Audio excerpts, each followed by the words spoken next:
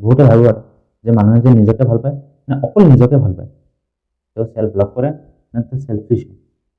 আজিৰ ভিডিঅ'ত আমি সেইটোৰ বিষয়ে আলোচনা কৰিম যে চেল্ফ লাভ আৰু চেল্ফিছনেছৰ মাজত ডিফাৰেঞ্চটো কি। অফক'ৰ্ছ চেল্ফিছ মানুহবিলাক হৈছে চেল্ফ চেণ্টাৰ্ড, তেওঁলোকে আত্মকেন্দ্ৰিক হয়। তেওঁলোকে ভাবে যে তেওঁলোক পাৰফেক্ট আৰু এই গোটেই জগতখনৰ চেণ্টাৰ হৈছে তেওঁলোকৰ চাৰিওফালে এই জগতটো ঘূৰে। তো তেওঁলোকে যিখিনি ভাবে যে এইটো মোৰ বুলি কিনে তেওঁলোকে সেইটো সহজে বেলেগক দিব বৰ এটা ভাল নাপায়। ঠিক আছে, বেলেগৰ লগত এইটো যিকোনো ধৰণৰ কথা হওক, ধৰক কিবা জ্ঞান হওক বা কিবা টকা হওক বা কোনো ধৰণৰ সহায় হওক, যি হওক তেওঁলোকে দিব ভাল নাপায়। তেওঁলোকে ভাবে যে মই পাৰফেক্ট আৰু গোটেইখিনি মোকে লাগে। চেল্ফ লাভ যেতিয়া আহিব তেতিয়া আপুনি গম পাব যে এই জগতখনত মই যিমান ইম্পৰ্টেণ্ট, মোৰ সন্মুখত বহি থকাজনো সিমানেই ইম্পৰ্টেণ্ট। তো মোৰ তাত যি আছে যেতিয়া মই সেইটো তেওঁক দিম, তেওঁৰ তাত যি আছে তেওঁ সেইটো মোক দিব। যেতিয়া শ্বেয়াৰিং কৰিম তেতিয়া মোৰ তাতে নকমে, মোৰ তাৰ পৰা বাঢ়িব। অকল পইচা নহয়, জ্ঞান হওক, ধৰক কিবা সহায় হওক, আপুনি যেতিয়া কাৰোবাক সহায় কৰিব তেতিয়া আপুনিও তেওঁৰ পৰা সহায় পাব।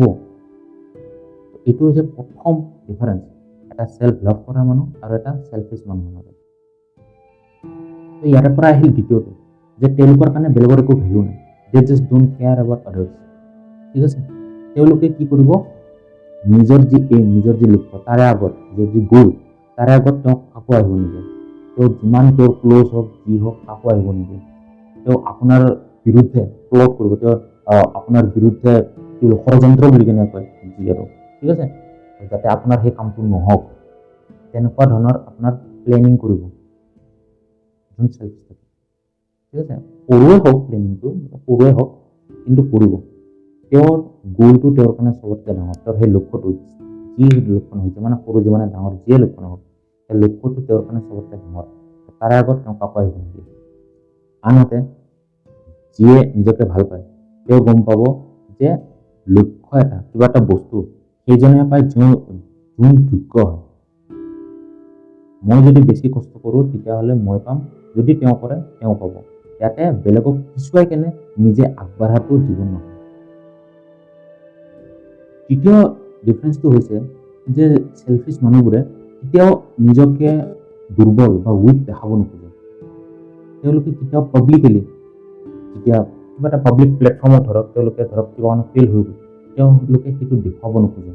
তেওঁলোকে সৰু সৰু এচিভমেণ্টটো বহুত হাইপ কৰি কিনে বহুত ডাঙৰকৈ দেখায় যে মই বহুত ডাঙৰ কিবা এটা কাম কৰিছোঁ। তেওঁলোক ভিতৰৰ পৰা ইনচিকিউৰ থাকে। তেওঁলোকে ভাবে যে তেওঁলোকে যদি নিজৰ উইকনেছটো দেখায় সেইটোৰ কোনোবাই লাভ উঠাই ল'ব, কাৰণ তেওঁলোকেও উঠাব। তেওঁলোকে যদি চান্স পায় তেওঁলোকেও সেই বেলেগৰ পৰা লাভটো উঠাব, সেইকাৰণে তেওঁলোকেও ভয় খায় যে তেওঁলোকৰ কোনোবাই লাভ উঠাব বুলি কেনে। আনহাতে চেল্ফ লাভ কৰাবিলাকে তেওঁলোকে ফেইলিয়াৰটোকো লাইফত এটা পাৰ্ট হিচাপে ভাবিলে, কাৰণ তাৰে পৰা তেওঁলোকে শিকিব পাৰে যিকোনো ধৰণৰ কথা। ঠিক আছে, ফেইলিয়াৰে আপোনাক শিকায়। তেওঁলোকে পাব্লিক প্লেটফৰ্ম হওক বা নিজা কিবা হওক, তেওঁলোকে কোনোদিন ফেইল হ'ব ভয় নাখায়। তেওঁলোকে নিজৰ উইকনেছটো বেলেগৰ আগত দেখুৱাবলৈ ভয় নাখায়, কাৰণ তেওঁলোকে জানে যে সেই উইকনেছটো যদি তেওঁলোকে কাম কৰে সেইটো তেওঁলোকৰ ষ্ট্ৰেংথ হৈ যাব পাৰে। তেওঁলোকে কোনোদিন নিজৰ এচিভমেণ্টবিলাক অভাৰ এক্সাজাৰেট কৰি কেনে নেদেখায়, বহুত বেছি কৰি কেনে নেদেখায়, কাৰণ তেওঁলোকে জানে যে failure and success are the simple parts of life. আহি থাকিব, এটা আহিলে এটা আহিব। যেতিয়া কোনোবা এটা ফেইল হয় তাৰ মানুহ ছাকচেছ হ'বই, কাৰণ তেওঁ এক্সপিৰিয়েঞ্চ লৈ আছে। এইটো আহিল তৃতীয় ডিফাৰেঞ্চ এটা চেল্ফ লাভ কৰা এটা চেল্ফিছ মানুহৰ মাজত। এতিয়া চতুৰ্থটো হ'ল যে চেল্ফিছ মানুহবিলাকে নিজে ক্ৰিটিচিজম নলয়, কিন্তু তেওঁলোকে সকলোকে পিছে বুলি কেনে যে কয়, বিহাইণ্ড দেয়াৰ বেকছ, তেওঁলোকে বেলেগক ক্ৰিটিচাইজ কৰি দিয়ে।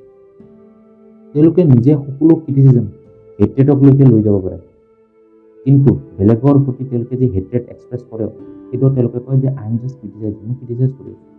দুটাতে ডিফাৰেঞ্চ আছে। ক্ৰিটিচাইজটো হ'ল আপুনি কিবা এটা কাম চালে মানুহজনৰ কিবা এটা কাম চাই কেনে আপুনি কৈছে যে কামটো এইটো ভাল হয়, এইটো বেয়া, আৰু ভাল হ'ব পাৰিলে হয়, এইটো ক্ৰিটিচাইজ কৰে। হেট্ৰেড হৈছে আপুনি মানুহটোকে ভাল নাপায়, মানুহজনে যি কৰি আছে আপুনি কৈছে যে এইটোত মানুহ নাই বুলি কেনে, সেইটো হেট্ৰেড। চেল্ফিছ মানুহবিলাকে সকলো ধৰণৰ ক্ৰিটিচিজম তেওঁলোকে হেট্ৰেডকলৈকে ট্ৰান্সফাৰ কৰি দিয়ে। যি ক'লেও তেওঁলোকে ভাবে যে এই মানুহজনে মোক হেট কৰে বুলি। কিন্তু তেওঁলোকে নিজে যদি হেটো কৰি আছে তেওঁলোকে ক'ব যে আই এম জাষ্ট ক্ৰিটিচাইজিং হিম।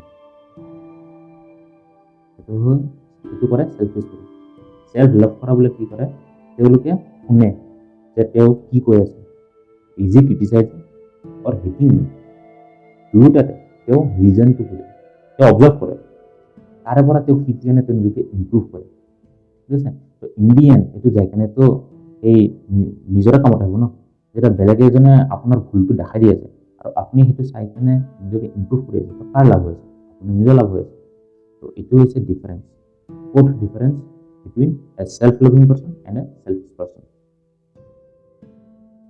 5 নম্বৰ ডিফাৰেঞ্চটো হৈছে যে তেওঁলোকে বেলেগক ডমিনেট কৰি ভাল পায়, বেলেগক মেনিপুলেট কৰি ভাল পায়।